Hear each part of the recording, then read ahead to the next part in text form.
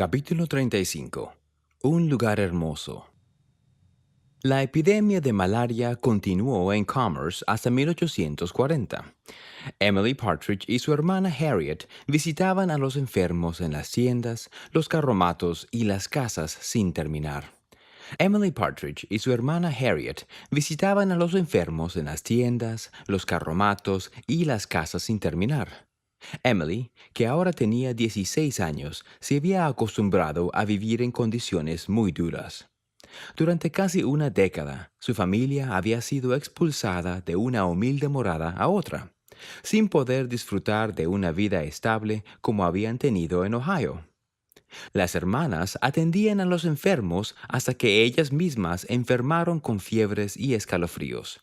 Sus padres, Edward y Lydia Partridge, dándose cuenta de que la vida de sus hijas peligraban, se mudaron de la tienda de campaña en que vivían a una pequeña habitación rentada en un almacén abandonado junto al río.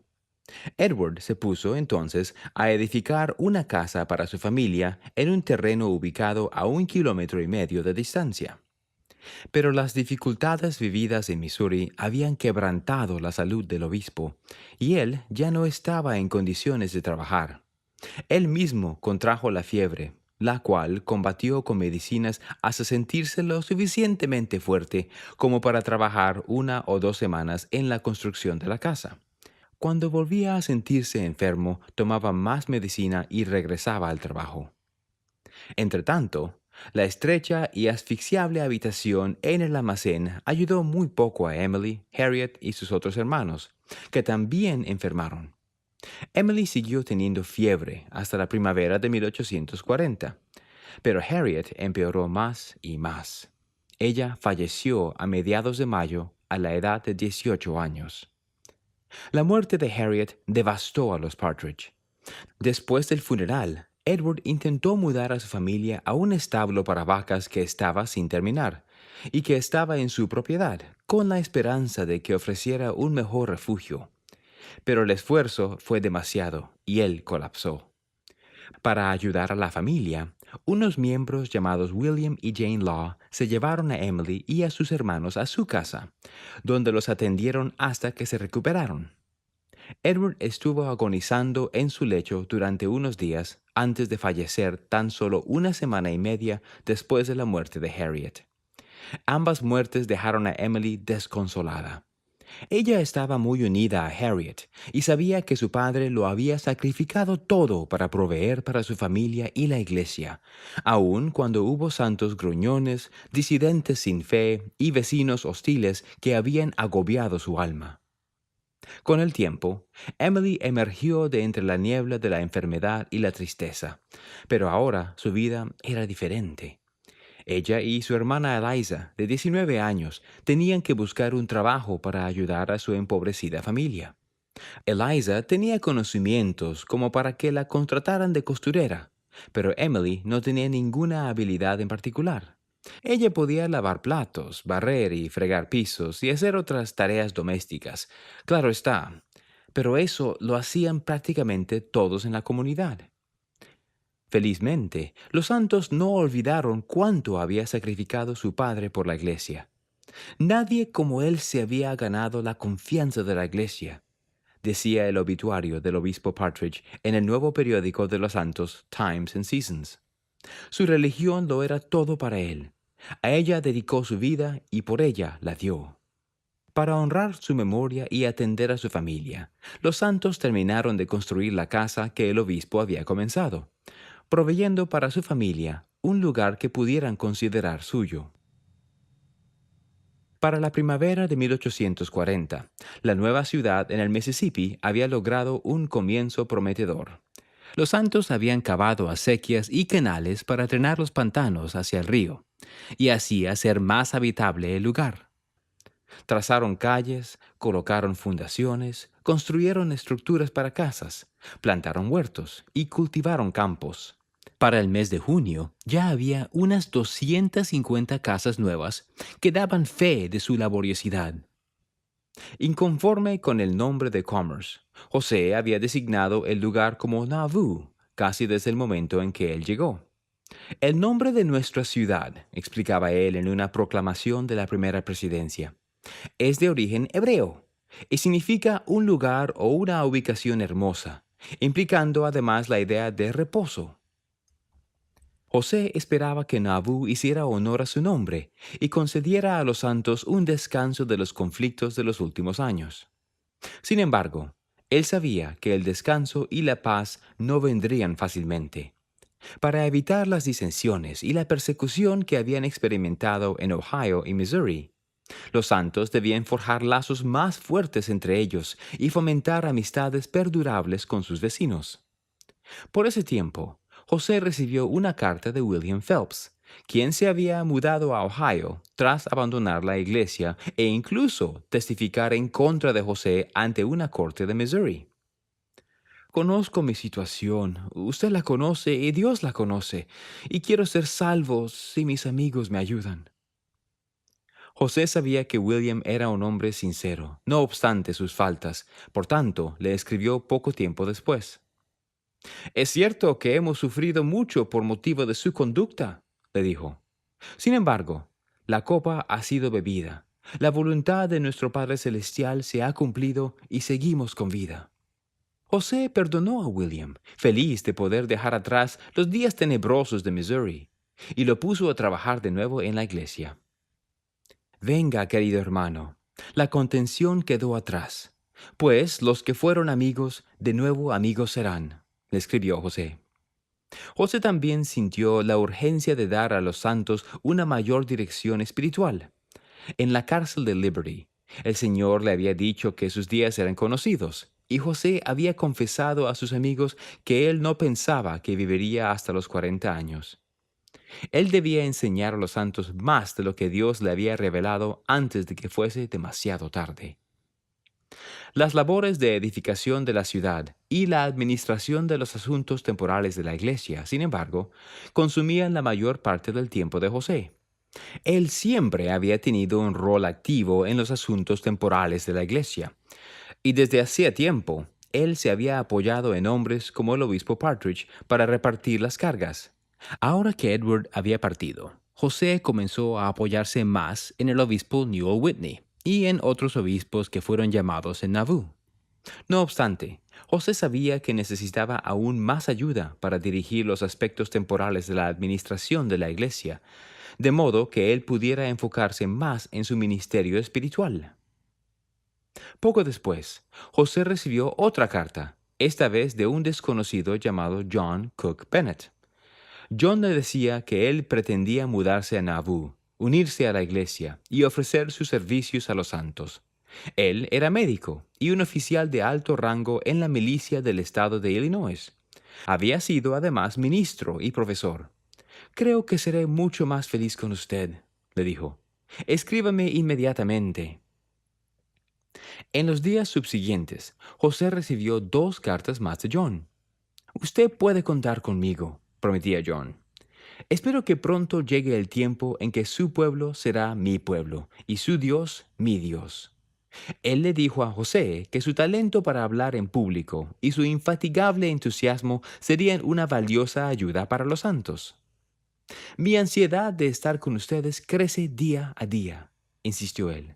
Yo concluiré mi ejército profesional inmediatamente y me dirigiré hacia su feliz morada si usted piensa que es lo mejor. José revisó las cartas, alentado de que alguien con las credenciales de John quisiera unirse a los santos.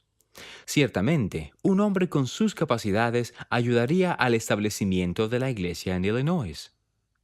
Si le fuese posible venir aquí en esta estación para sufrir con el pueblo de Dios, escribió José a John, nadie se alegrará más ni le dará una bienvenida más cordial que yo. A medida que Nauvoo fue adquiriendo forma, José se centró en el recogimiento. Desde Inglaterra, los apóstoles acababan de enviar una compañía de 41 santos, cruzando el océano con rumbo a Nauvoo. José esperaba recibir más compañías en los próximos meses y años. Este es el principal lugar de recogimiento, había anunciado en un sermón en el mes de julio. Quien lo desee, venga y participe de la pobreza de Nauvoo gratuitamente. Él sabía que la expulsión de Missouri y la fallida petición que habían elevado al gobierno habían causado que muchas personas tuvieran incertidumbre en cuanto al futuro de Sion y del recogimiento. José deseaba que entendieran que Sion era más que una parcela de tierra en el condado de Jackson. En cualquier lugar que los santos se congreguen es Sion, declaró él. El Señor los mandaba ahora a establecer estacas en Nauvoo y en los alrededores. Con el tiempo, a medida que vinieran más santos a congregarse en Sion, la iglesia organizaría estacas adicionales y el Señor bendeciría la tierra. Antes de concluir su sermón, José anunció: Me comprometo a edificar un templo tan grande como el que hizo Salomón, si la iglesia me respalda.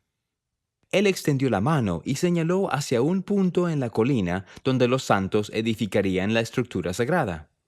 Si fuera la voluntad de Dios que yo pudiera vivir hasta ver el templo completo y terminado, dijo con nostalgia, diré: Señor, con esto basta. Señor, permite a tu siervo partir en paz.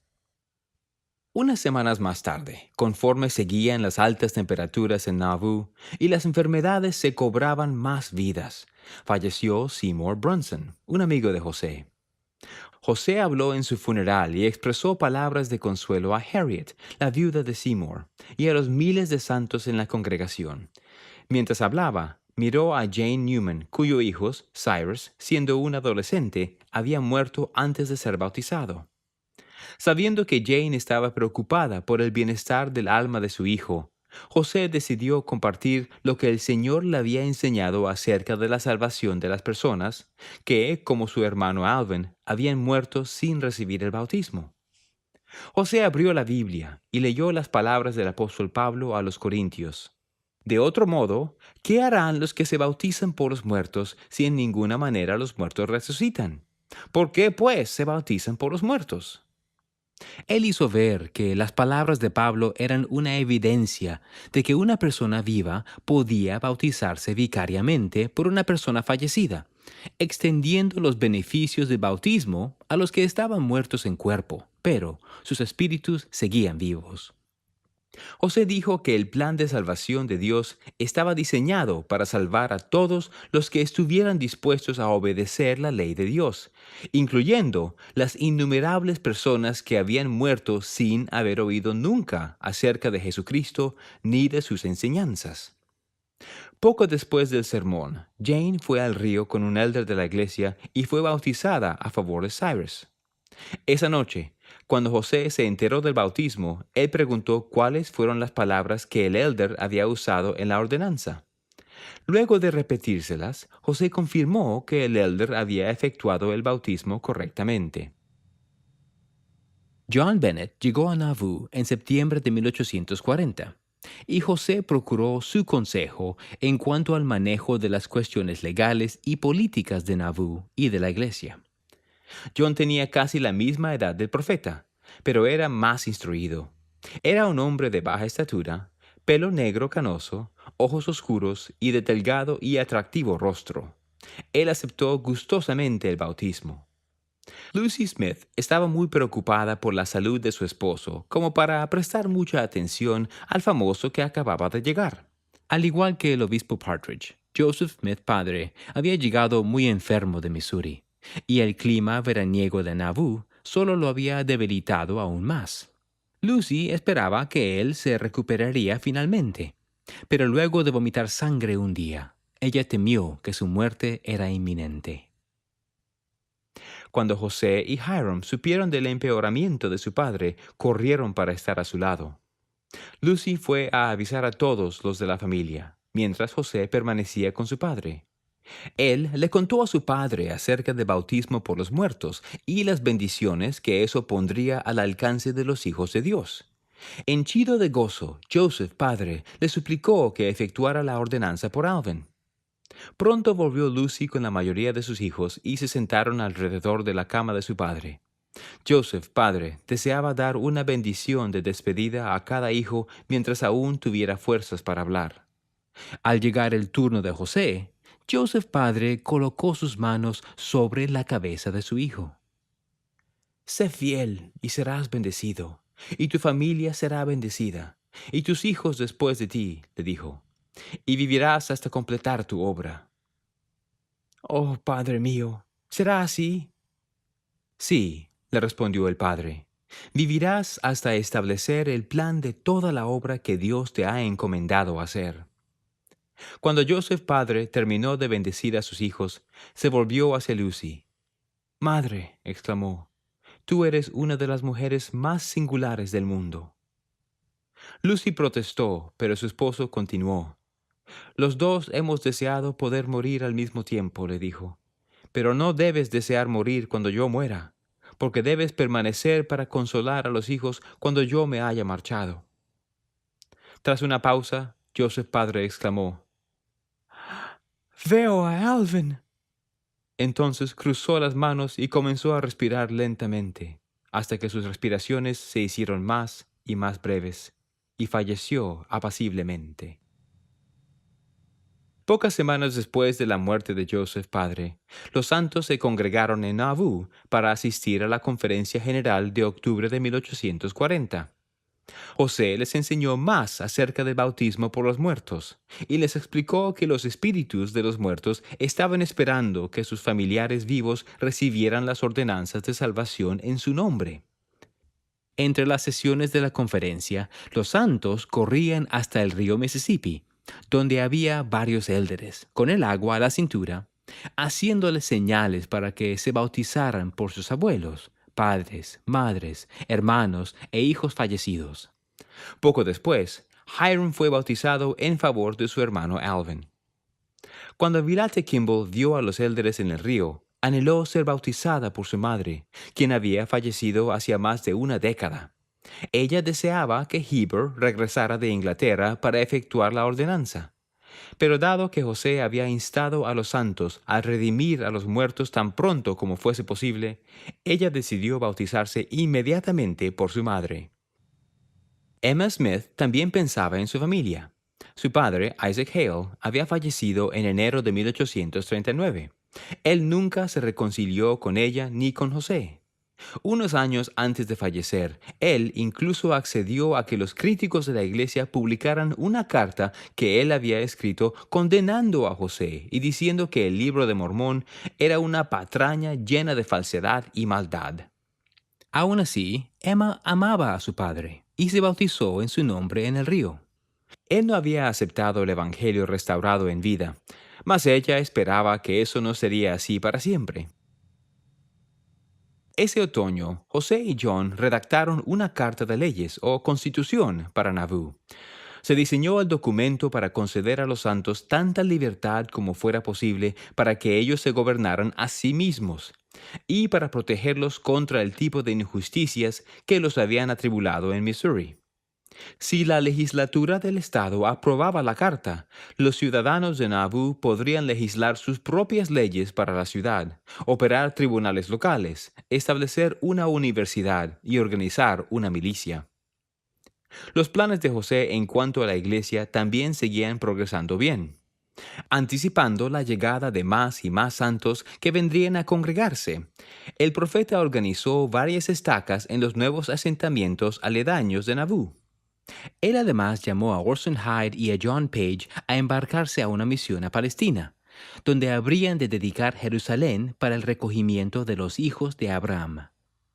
Para llegar allí, los apóstoles tendrían que atravesar toda Europa, lo que les daría oportunidades de predicar el Evangelio en muchas de sus ciudades. Podemos esperar que pronto veremos a personas de cada país y nación acudiendo en masa a este lugar, proclamaba José con la primera presidencia. Personas de todos los idiomas y de cada lengua, y de cada color, que adorarán al Señor de los ejércitos en su santo templo. A principios de diciembre, John Bennett logró influir en la legislatura del estado de Illinois para que aprobaran la Carta de Nauvoo, que concedía a los santos potestad para llevar a cabo sus planes para la ciudad. Cuando John regresó triunfante a Nauvoo, José lo felicitó en múltiples ocasiones. Algo más de un mes más tarde, el 19 de enero de 1841, el Señor bendijo a los santos con una nueva revelación. En ella, el Señor les aseguraba que había recibido a Edward Partridge y a Joseph Smith padre en su seno, junto con David Patton, quien había sido muerto en la batalla del río Crooked. Hiram Smith fue llamado a ocupar el lugar de su padre como patriarca de la iglesia, y fue nombrado para servir como profeta, vidente y revelador junto a José, para ocupar la función que una vez tuvo Oliver Cowdery en la iglesia. Adicionalmente, el Señor mandó a John Bennett que continuara apoyando a José y siguiera hablando a los que no son de la iglesia en favor de los santos, y le prometió bendiciones con la condición de efectuar obras de rectitud. Y no fallará su recompensa si acepta consejo, declaró el Señor. He visto la obra que ha hecho, la cual acepto si continúa. El Señor también aceptaba los esfuerzos que habían hecho los santos en el pasado para edificar Sion en el condado de Jackson, y les mandó ahora a edificar Nauvoo, establecer más estacas y construir un hotel llamado el Mesón de Nauvoo, donde los visitantes hallarían un lugar donde reposar y contemplar la palabra de Dios y la gloria de Sion. Pero lo más importante era que el Señor mandaba a los santos edificar un nuevo templo. «Edifíquese esta casa a mi nombre», declaró él, «para que en ella pueda yo revelar mis ordenanzas a mi pueblo». El bautismo por los muertos era una de esas ordenanzas. Hasta ese entonces, el Señor había permitido que los santos efectuaran los bautismos en el río Mississippi, pero ahora les mandaba no hacer más la ordenanza hasta que hubieran dedicado una pila bautismal especial en el templo. Él declaró: «Esta ordenanza pertenece a mi casa». Otras ordenanzas del templo, así como nuevas verdades inspiradoras, llegarían más tarde. Me propongo revelar a mi iglesia cosas que han estado escondidas desde antes de la fundación del mundo, cosas que pertenecen a la dispensación del cumplimiento de los tiempos, prometió el Señor. Y le mostraré a mi siervo José todas las cosas concernientes a esta casa y su sacerdocio. El Señor prometió bendecirlos por su diligencia y obediencia, e instó a los santos a trabajar con todas sus fuerzas en el templo. Os mando construir una casa a mi nombre en este lugar, para que probéis ante mí que sois fieles en todas las cosas que os mando, para que yo os bendiga y os corone con honra, inmortalidad y vida eterna. En los albores de ese nuevo año, el futuro lucía brillante para los santos. El 1 de febrero de 1841 eligieron a John Bennett como alcalde de Nauvoo, lo que lo convertía en el jefe de justicia del tribunal de la ciudad. Él llegó a ser, además, el canciller de la nueva universidad, el mayor general de la milicia y un consejero auxiliar de la primera presidencia. José y otros líderes de la iglesia tenían confianza en su capacidad para dirigir la ciudad y hacerla grande. A medida que la autoridad y las responsabilidades de John se ampliaron, Emma no podía negar que él había ayudado inmensamente a los santos, mas ella no compartía el afecto que sentían los santos por él. Ella pensaba que John se paseaba por la ciudad como un pomposo general, y que cuando no estaba tratando de impresionar a José, él parecía solo estar preocupado de sí mismo y era desconsiderado de las personas. A pesar de todos sus talentos y lo útil que era, había algo en John Bennett que le preocupaba a Emma.